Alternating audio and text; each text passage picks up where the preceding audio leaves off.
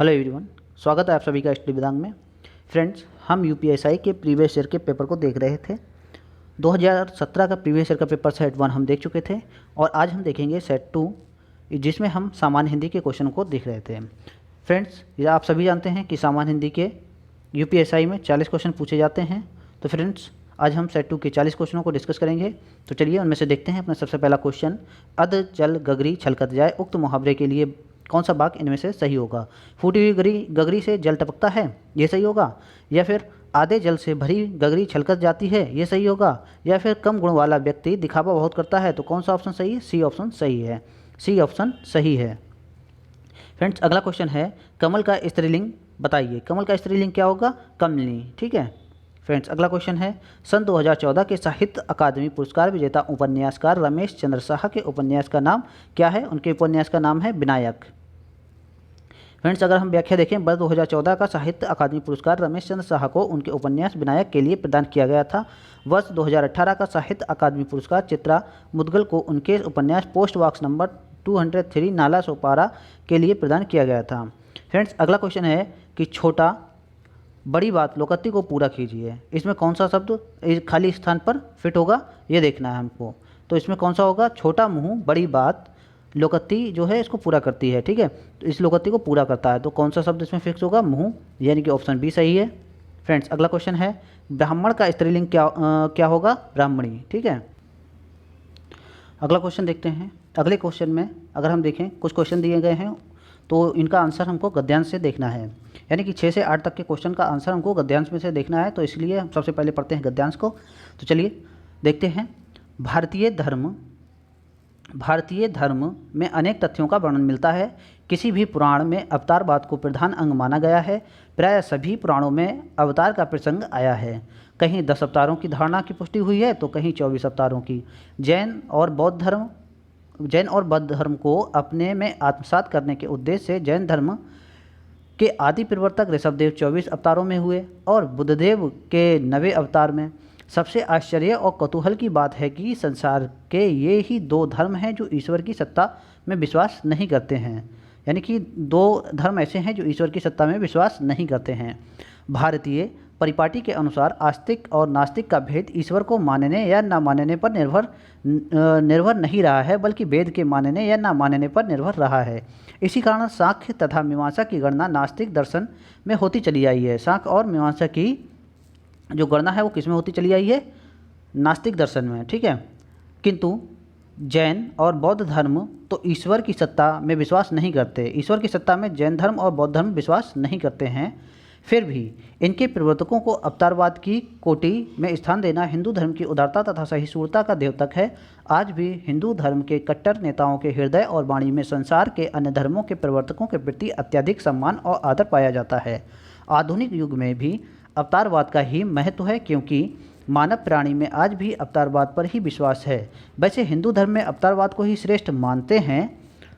हर हिंदू समाज में अवतारवाद के ही ऊपर बल देते हैं, क्योंकि उन्हीं में विश्वास है। तो फ्रेंड्स, क्वेश्चन देखते हैं। सबसे पहले छठा क्वेश्चन हम देखते हैं कि नास्तिक का अर्थ क्या होता है। फ्रेंड्स, नास्तिक का अर्थ जो अभी हमने उपरोक्त पढ़ के आए हैं तो उसमें हमने देखा कि नास्तिक वो होते हैं जो ईश्वर में विश्वास नहीं करते हैं या ईश्वर को नहीं मानते हैं। तो इसमें कौन सा कथन हमारा सही है? कथन ए सही है। भगवान को ना मानने वाला कौन होता है? नास्तिक होता है। फ्रेंड्स, अगला क्वेश्चन है कि सांख्य तथा मीमांसा की गणना किसमें होती चली आई है? सांख्य और मीमांसा की गणना जो है नास्तिक दर्शन में होती चली आई है। तो इसमें कौन सा ऑप्शन हमारा सही है? ऑप्शन सी सही है। फ्रेंड्स, अगला क्वेश्चन है कि 2 जगह स्पेस दिया गया है और क्वेश्चन कहता है कि ईश्वर की सत्ता में विश्वास नहीं करते हैं, यानी कि कौन से धर्म है जो ईश्वर की सत्ता में विश्वास नहीं करते हैं? तो जैन धर्म और बौद्ध धर्म है जो ईश्वर की सत्ता में विश्वास नहीं करते हैं। तो हमारा कौन सा ऑप्शन सही है? ऑप्शन डी सही है। फ्रेंड्स, अगला क्वेश्चन है, नहीं पराग नहीं मधुर मधु नहीं विकास इही काल अली कली ही सौ विधियो आगे कौन हवाल। इस उक्ति में अलंकार पहचानिए। इस युक्ति में कौन सा अलंकार होगा? अनियुक्ति अलंकार होगा। फ्रेंड्स, इसकी व्याख्या देख लेते हैं कि प्रस्तुत पंक्ति में अनियुक्ति अलंकार है। यहाँ पुष्प की कली के माध्यम से राजा जयसिंह से बात कही जा रही है। ध्यातव्य हो कि जब अन्य माध्यम से किसी को बात कही जाती है तो वहाँ अनियुक्ति अलंकार होता है। फ्रेंड्स, अगला क्वेश्चन है कि भारत का रत्न विभूषित कवि कौन से हैं? भारत रत्न विभूषित कवि कौन से हैं? इनमें से कौन से हैं? इनमें से कोई भी नहीं है भारत रत्न विभूषित कवि। ठीक है फ्रेंड्स। अगला क्वेश्चन है कि निम्न वाक्यों में एक वाक्य व्याकरण की दृष्टि से शुद्ध है, उनमें से कौन सा वाक्य है जो शुद्ध है। देखते हैं कि दूध में कौन पड़ गया। दूध में कौन पड़ गया, ये वाक्य शुद्ध नहीं है। इसमें होता है दूध में क्या पड़ गया, वह सुंदर शोभा धारण कर रहा था, ये वाक्य गलत है। ठीक है, वह स्वयं आएगा, ये वाक्य सही लग रहा है। फिर भी अगला वाक्य पढ़ते हैं, वाक्य और वाक्य के भेदों पर प्रकाश डालिए, ये वाक्य गलत है। तो हमारा कौन सा सही है, ऑप्शन सी सही है। फ्रेंड्स अगला क्वेश्चन है, अनुच्छेद के निम्नलिखित वाक्यों को सही क्रम में लगाएं। ठीक है, सही क्रम में लगाने वाली बात आती है। तो इसमें पढ़ते हैं कि इसका सबूत जिले के विभिन्न स्थानों पर पाए जाने वाले शिलालेख, सिक्के, दुर्गा मंदिर व अन्य वस्तुएं हैं जिनका संबंध समुद्रगुप्त, चंद्रगुप्त और स्कंदगुप्त के शासनकाल से था। अगला है, श्रृंगारपुर में मिले पौराणिक काल के पाषाण हथियार इस बात के साक्ष्य हैं कि यह स्थान करोड़ों वर्ष पहले से मानव सभ्यता का पालना रहा है।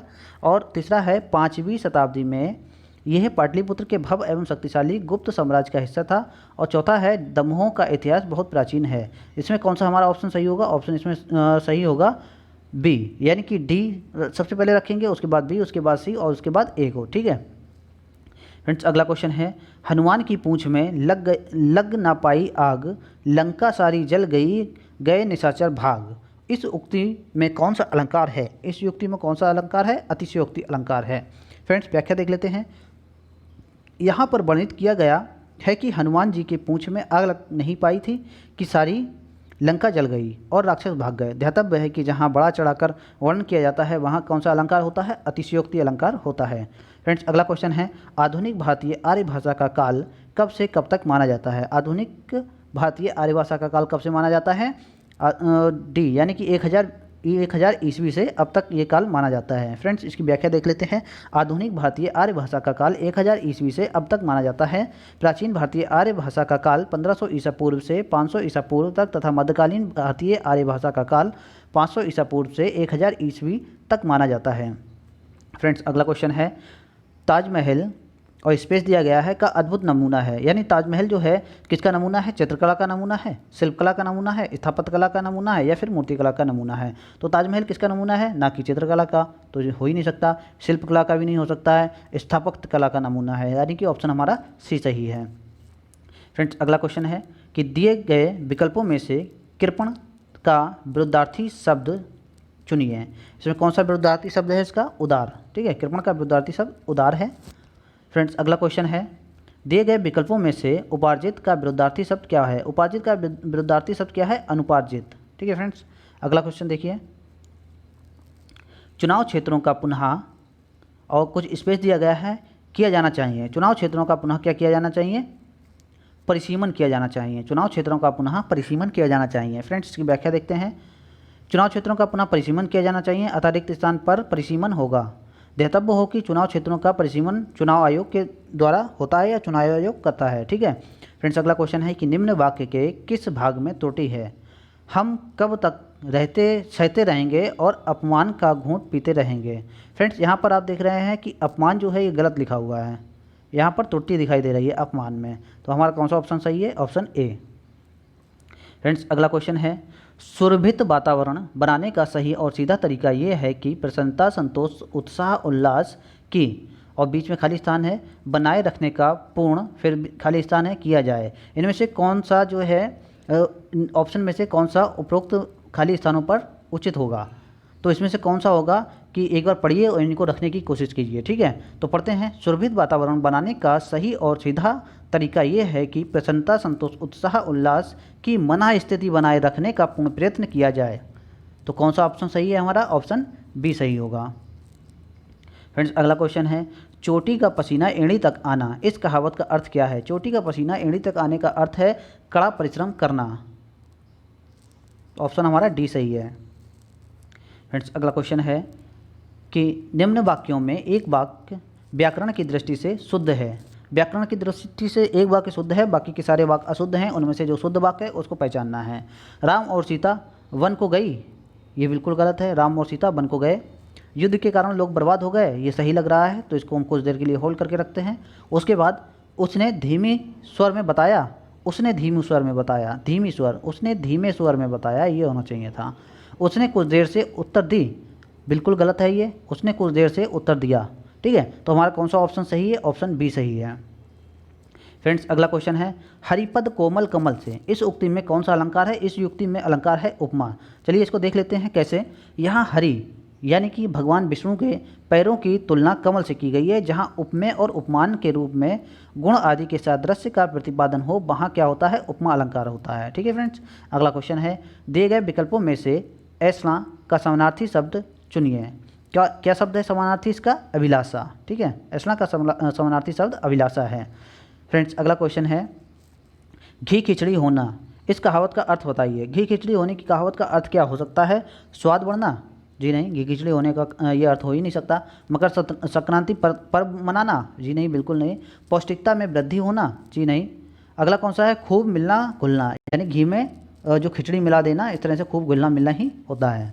ठीक है फ्रेंड्स, अगला क्वेश्चन है, पंडित बनारसी दास द्वारा लिखित हिंदी की पहली आत्मकथा का नाम क्या है? हिंदी की पहली आत्मकथा का नाम क्या है? अर्ध कथा। ठीक है फ्रेंड्स, व्याख्या देख लेते हैं। पंडित बनारसी दास द्वारा लिखित हिंदी की पहली आत्मकथा अर्धकथा अर्धकथानक है। यह आत्मकथा सन 1641 ईस्वी में लिखी गई थी। फ्रेंड्स अगला क्वेश्चन है, नदी का जल ठंडा है का सामान्य बहुवचन बताइए। नदी का जल ठंडा है, इसका सामान्य बहुवचन है नदियों का जल ठंडा है। नदियों का जल ठंडा है। ठीक है, नदियों का जल ठंडा है। अगला क्वेश्चन हम देखते हैं फ्रेंड्स। अगला क्वेश्चन है, रेशमी टाई एकाकी संग्रह के रचयिता कौन हैं? रेशमी टाई एकाकी संग्रह के रचयिता कौन हैं? राम कुमार वर्मा। ठीक है फ्रेंड्स, आइए व्याख्या देख लेते हैं। रेशमी टाई 1941 एकाकी संग्रह के रचयिता कौन है? राम कुमार वर्मा। इनकी अन्य एकाकी संग्रह हैं चारुमित्रा, विभूति, सप्तकर्णी, रूपरंग, रजत रश्मि, ऋतुराज, दीपदान, रिमझिम, इंद्रधनुष और पांचजन्य। ठीक है, 1957 में। फ्रेंड्स अगला क्वेश्चन है, बिनु पग चले सुने विन काना, इस उक्ति में अलंकार कौन सा होगा? इस उक्ति में अलंकार कौन सा होगा? विभावना अलंकार होगा। फ्रेंड्स यहाँ पर अगर व्याख्या देखें, जहाँ बिना कारण के ही कार्य हो जाए वहाँ विभावना अलंकार होता है। ठीक है, जहाँ बिना कारण के ही काम हो जाए वहाँ कौन सा अलंकार होता है? विभावना अलंकार होता है। प्रस्तुत जो पंक्ति है में बिना पैर के चलना, बिना कान के सुनना कारण ही संपादित हो रहा है, अतः यहाँ पर कौन सा अलंकार हो सकता है? विभावना अलंकार। फ्रेंड्स अगला क्वेश्चन देखते हैं। मेरे कुर्ता पजामा में 3.5 मीटर कपड़ा लगेगा, वाक्य में विशेषण पहचानिए। इसमें क्या विशेषण है? परिमाणवाचक।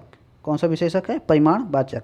फ्रेंड्स व्याख्या देख लेते हैं कि मेरे कुर्ता पजामा में 3.5 मीटर कपड़ा लगेगा। इस वाक्य में परिमाणवाचक विशेषण है। यहाँ 3.5 मीटर कपड़ा परिमाणवाचक विशेषण के रूप में है।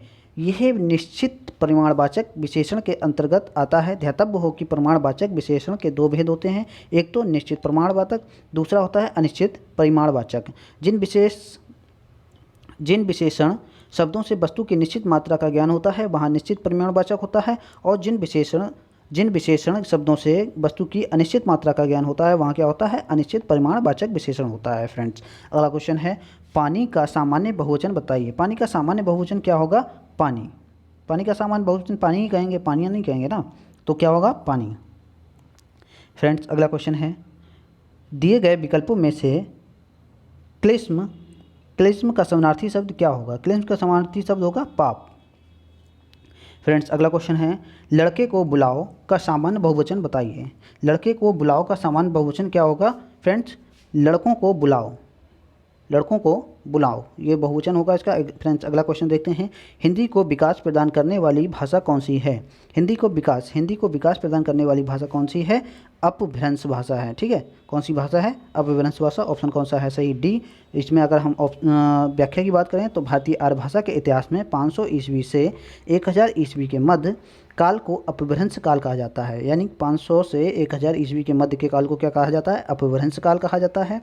ठीक है, अपभ्रंशों से ही आधुनिक आर्य भाषाओं हिंदी बांग्ला, कौन सी भाषाओं का? हिंदी, बांग्ला, गुजराती, मराठी, पंजाबी, उर्दू, उड़ीसा आदि का विकास हुआ है। फ्रेंड्स अगला क्वेश्चन है, निम्न वाक्य के किस भाग त्रुटि है? इसके लिए एक प्रमाणिक कथा प्रचलित है। ठीक है, इसमें कौन सा है? एक प्रमाणिक। फ्रेंड्स अगला क्वेश्चन है, दिल्ली की और कुछ खाली स्थान है। एशिया में फिर खाली स्थान है रखती है। दिए गए विकल्पों में से सही का चयन कर रिक्त स्थानों की पूर्ति कीजिए। तो इसमें कौन सा जो है ऑप्शन हमारा फिट बैठेगा, देखना है हमको। इसको अपने मन ही मन इसको कल्पना कीजिए कि इसमें कौन सा सही बैठेगा। तो इसमें देखते हैं हम, दिल्ली की कुतुब मीनार एशिया में विशेष स्थान रखती है।